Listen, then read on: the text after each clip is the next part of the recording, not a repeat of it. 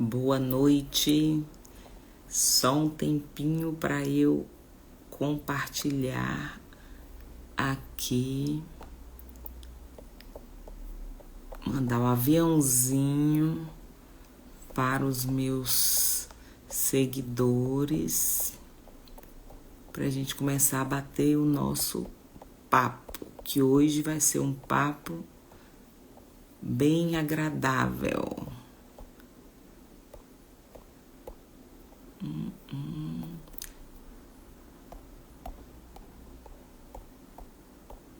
Bora. Quando chegar em vocês, manda aviãozinho para as pessoas, convidem mulheres, convidem os homens e vamos abundar, vamos espalhar as nossas convicções, vamos espalhar os nossos conhecimentos, convidem mulheres, convidem homens, porque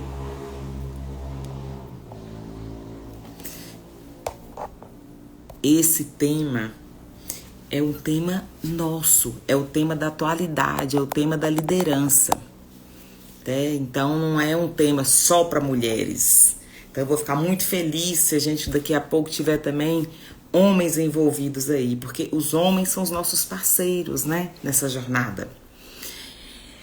Então, olha só, qual é o nosso tema? Mulheres, pare de se masculinizar. Por que eu escolhi esse tema pra gente discutir hoje?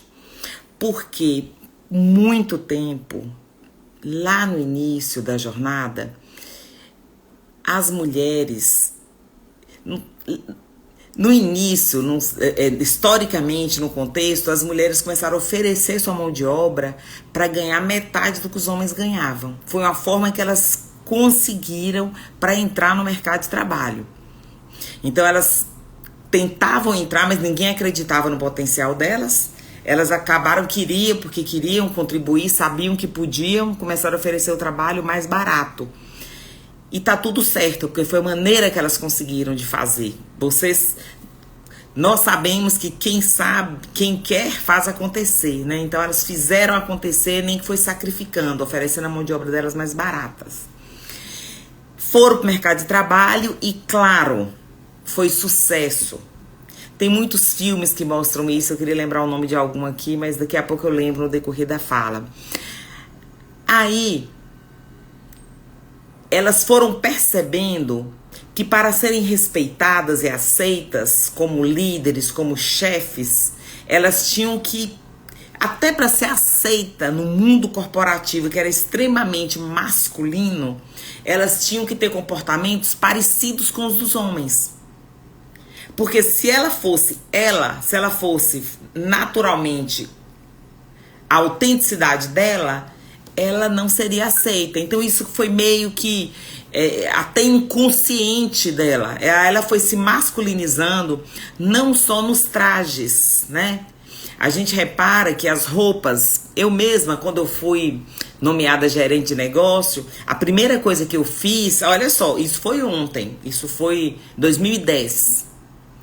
Primeira coisa que eu fiz foi comprar um bocado de camisa. Comprei umas camisas do Dalina, camisa. Por quê? Porque eu tinha a impressão que se eu tivesse de camisa, não era mais camisa, camisete, né? Se eu tivesse de camisete, de calça, né? Eu seria respeitada. Preocupava para não usar brinco grande, preocupava para usar mais o cabelo preso, né? Porque eu queria apresentar uma autoridade. E na minha cabeça, essa autoridade viria se eu tivesse aquele tipo de traje. Naquela época eu nem entendia o que eu estava fazendo, porque a coisa vem meio inconsciente, né? E eu quero dizer aqui, gente, nada contra quem gosta de camisete, gosta de calça, porque gosta. Se tem mulher aqui que tá me assistindo e fala, não, Avelita, eu gosto de camisete, eu gosto de trabalhar de calça. Tá tudo bem, todo mundo pode tudo. Eu só quero levantar aqui a reflexão se você está usando esse traje porque você gosta ou porque você acha que você vai ser mais respeitada por estar usando esse traje. Porque eu sei que nós mulheres ficamos preocupadas. Será que o decote está alto, muito grande? Será? Então, assim, a gente fica com essa preocupação. Então, assim, se você usa porque gosta, tudo bem. Mas eu quero puxar aqui pro subconsciente da questão. Quando nós mulheres, começamos a nos travestir de trajes masculinos para serem aceitas no mercado de trabalho. E aí vai para além disso. O que aconteceu? Só traje era pouco, eu tinha que parecer homem, né? Então as grandes líderes, as pessoas que conseguiam cargos de liderança naquela época, elas tinham uma postura, até porque a própria liderança naquela época era assim, era uma liderança autocrática. Eu não vou nem chamar de líder, era um chefe, né? Lá nos anos 70, anos 80, o chefe era aquela pessoa que mandava. Tem até a frase, né? Como é que é? Manda quem pode, obedece quem tem juízo. Então, a pessoa que estava na posição de comando tinha que ser alguém que mandasse. Ele era pessoa autoritária, tá? Estou aqui contextualizando o passado. Então, acabou que a mulher incorporou também esse modelo. E tudo bem, porque era o contexto da época. E aí a gente veio trazendo esse conceito. E talvez eu quero puxar para você pensar, eu quero puxar para você refletir como que tá a sua postura hoje, né? Você hoje, nos tempos atuais, nos tempos contemporâneos, você mulher, como que você está se portando no mercado de trabalho, na sua organização? Você fica insegura de ser você?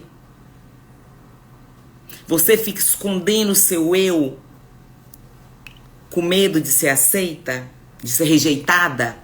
Né? Então eu quero te dizer que pare agora, sabe? Porque se naquela época o mercado exigia essa postura, hoje o mercado precisa de líderes mais conectados, líderes mais empáticos, líderes. Existe até um termo que eu vou usar com muita limitação aqui, que eles falam assim, tem alguns autores que falam que a liderança tem que ser reeditada e que a liderança tem que ser feminilizada. Quando ele fala feminilizada, ele quer dizer que existem características que são mais comumente naturais, instintivas nas mulheres, embora são características aprendidas. Então um homem pode aprender, uma mulher que não tem essa característica naturalmente também pode aprender, né? Então são características como empatia, saber ouvir o outro, humildade, né? Reconhecer as vulnerabilidades, ter paciência em coordenar, em amparar, cobrar também na medida certa, saber cobrar. Então, assim, hoje, fique muito à vontade para ser você, libere a sua autenticidade, porque o próprio mercado de trabalho já requer, precisa de mulheres em cargos de liderança, mulheres sendo mulheres na sua autenticidade. Então, raciocine, pare para repensar como é que está sendo a sua postura, né? É tudo aqui, ó, no nosso inconsciente, tá? Então, por isso que eu chamo vocês para esse pensamento. Como você está comportando? Faça sua análise. Você está livre para ser você ou você está se prendendo ainda em você? Tem uma frase de Rachel Maia, eu tô até com ela aqui porque eu já falei essa frase em vídeos, mas eu gosto muito dela. Rachel Maia, ela é uma mulher negra, ela é uma CEO famosa, CEO da Lacoste, da Tiffany, né? Foi CEO em empresas dos Estados Unidos. Ela é uma mulher admirável e que me inspira muito, porque mesmo sendo uma mulher de família pobre, que estudou em escola pública, né, ela conseguiu vencer os desafios e é uma mulher muito feminina, sabe? Muito vaidosa e muita vontade de ser ela mesma, e até isso, tá, galera?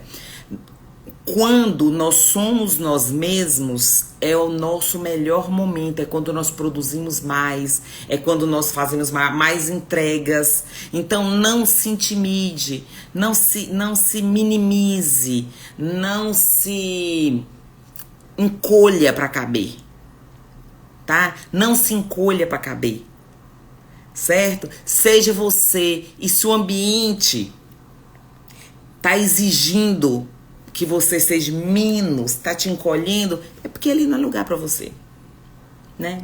Expanda, se não te couber, se solte, é porque ali não é lugar para você e tá tudo bem. A gente tem que também saber os lugares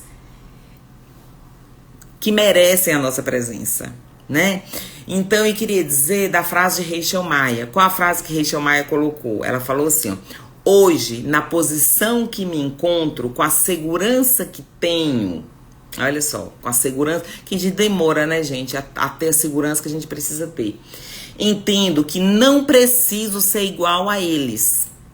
Porque por muito tempo ela também tentou ser igual a eles. Eu entendo que não preciso ser igual a eles. Pelo contrário, nos completamos. Isso. Outra coisa que eu quero falar aqui é isso, tá? Quando nós estamos reivindicando o nosso espaço, a gente não está travando um duelo, homem contra as mulheres. Não é isso, tá? Nós estamos reivindicando o espaço que nos é devido e a gente acredita, tá? A teoria fala isso e eu também acredito que o legal é a diversidade. 50% de mulheres, 50% de homens em cargos de liderança, tá? Seria o ideal, porque nós teríamos igualdade, equidade de gênero, né? Então, pelo contrário, nos completamos. Por quê? Eu tenho minha forma mais feminina de pensar.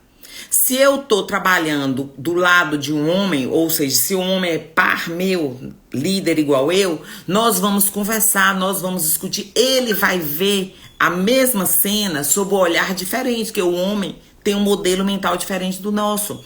As pessoas em si, cada uma tem um seu jeito de pensar, mas se a gente pensar, os homens têm um modelo mental diferente da mulher. E aí o confronto das ideias, a discussão, o debate, isso é enriquecedor. Toda unanimidade é burra. Então, se você está num ambiente em que tem pessoas pensando igual, se você está num ambiente onde não tem embates de ideia, é um lugar pobre. É um lugar pobre. Pobre de opinião, pobre de criatividade. O ambiente criativo é aquele ambiente onde tem a efervescência, onde o contraditório está presente. Para o contraditório estar presente, é necessário a liberdade. As pessoas têm que se sentir seguras para expressar a opinião. As pessoas têm que ser acolhidas quando elas falam, né? E a mulher, ela tem essa habilidade de acolher. A mulher, ela tem essa habilidade de criar uma ambiência para as pessoas ficarem mais à vontade. E esse ambiente é um ambiente inovador. Este ambiente é um ambiente que tem efervescência de ideias. Esse é um ambiente que renova, que muda, que avança. Certo? Então, continuando a frase de Rachel. Então, pelo contrário, nos completamos. Aliás, acho que passou da hora de eles se inspirarem em nós mulheres. Olha só que riqueza nessa frase. Acho que passou da hora de eles se inspirarem em nós mulheres. E sim, nós já temos muitos líderes que já antenaram, já entenderam que o mundo mudou, que o mercado mudou, que os liderados mudou, que a forma de pensar mudou. Existem muitos líderes que já estão repensando a sua postura. E é importante isso para todo mundo, sabe, gente? É importante a gente estar ligado. Como diz Bauman, nós vivemos num mundo líquido. As coisas são fluidas. Toda hora tá mudando. Então por que você não? Sabe aquela frase de Gabriela? Eu nasci assim, eu sou sempre assim. Isso é podre. Não faça isso com sua vida. Eu prefiro aquela outra música de Raul Seixas. Prefiro ser uma metamorfose ambulante, né? Do que ter aquela velha opinião formada sobre tudo, né? Então, tem uma opinião, a gente tem que ter princípios, tem que ter base, mas a opinião, ela não tem que ser árvore, enraizada, que não muda por nada, né? Até porque tudo muda o tempo todo, porque não, nossa opinião não pode mudar. A transformação, voltando para Rachel, só virá com a abertura genuína a novos pensamentos. Então, é esse o convite, tá? Eu quero convidar vocês a terem novos pensamentos. Eu quero convidar vocês a se questionar. Se questionar toda hora. Busca estar aqui na sua mente. Entenda onde você quer estar. Você, mulher, pode estar onde você quiser. Não tem nada que te limita. Nada. Nada. Aliás, a única coisa que te limita, pode te limitar e te limita, é o seu pensamento. A única coisa que pode te limitar e te limita é os pensamentos que você alimenta. Então, cuidado com isso. Cuidado com os pensamentos que você está alimentando, tá? Outra coisa, que é a questão do lar, é um caso muito cuidadoso que a gente tem que ter. Por quê? A obrigação do lar fica muito nas costas de nós mulheres. Aí eu vivo num dilema que eu não sei se essa obrigação do lar tá muito nas nossas costas. Tem a parte cultural, né? E tem uma parte também que culturalmente a gente foi aceitando isso e a gente tá aceitando. Até hoje a gente tá aceitando, tá? Olha só. Antigamente era bem definido os papéis sociais. Ao homem cabia ir para a vida pública, trabalhar e manter a casa. E a mulher não saía, então cabia a ela cuidar do lar, das crianças e do marido. Certo? Mas mudou. Hoje nós já vamos para o mercado de trabalho. Muitas vezes a mulher é o arrimo da família, a renda maior é a dela, quando não é a única. E ela ainda continua achando que a obrigação do lar é coisa só dela. Não é. O filho é do casal, a casa é da família. Tá? Então, é uma coisa que nós temos que aprender a soltar. Até pra gente exercer a nossa feminilidade, a nossa liberdade, a nossa autenticidade, a nossa leveza.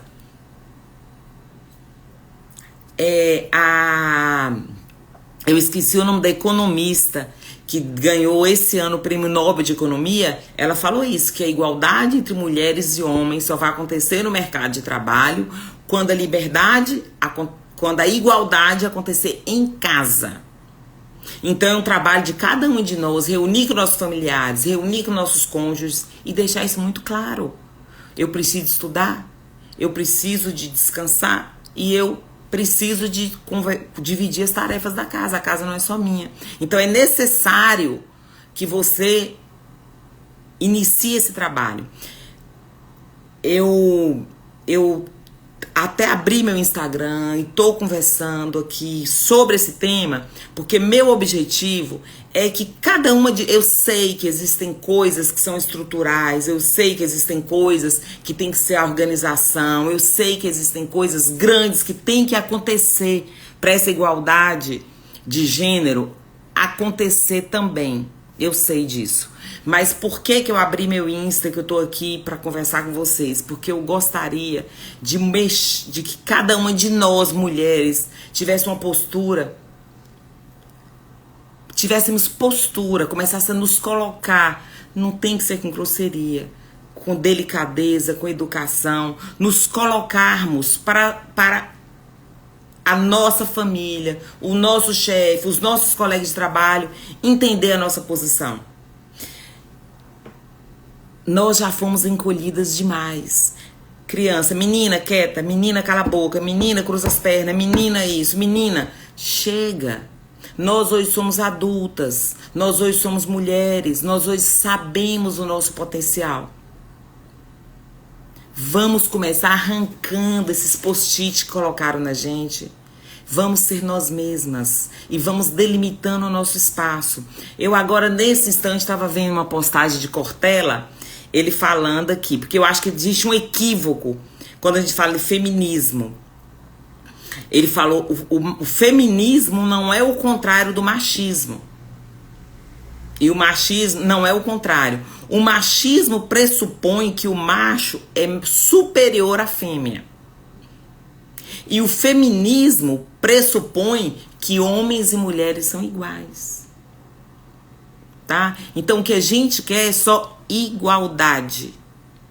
Igualdade. Nós precisamos de igualdade, de equidade nos espaços.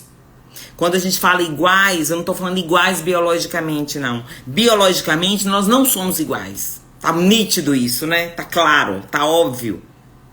Iguais de igualdade de direito. Nós merecemos isso. Então, eu vim aqui para dar esse recado para vocês, para deixar a minha palavra para vocês. É esse o desejo, que a gente, mulheres, sejam vocês, sejam autênticas, sejam femininas, não só externamente, mas também nas suas emoções, tá? Tá todo mundo aí com medo da inteligência artificial e eu falo, gente, tem muita humano querendo virar robô. Robotizando o seu comportamento, robotizando o seu jeito. Solte as suas emoções, solte a sua essência, solte a sua humanidade. E o brilho vem naturalmente, o sucesso vem, as coisas vão acontecer e você vai ficar mais leve e mais feliz, tá? Eu deixo aqui o meu boa noite para vocês. Eu agradeço quem entrou aqui, tá? Vamos espalhar essa informação, vamos compartilhar essa informação, tá?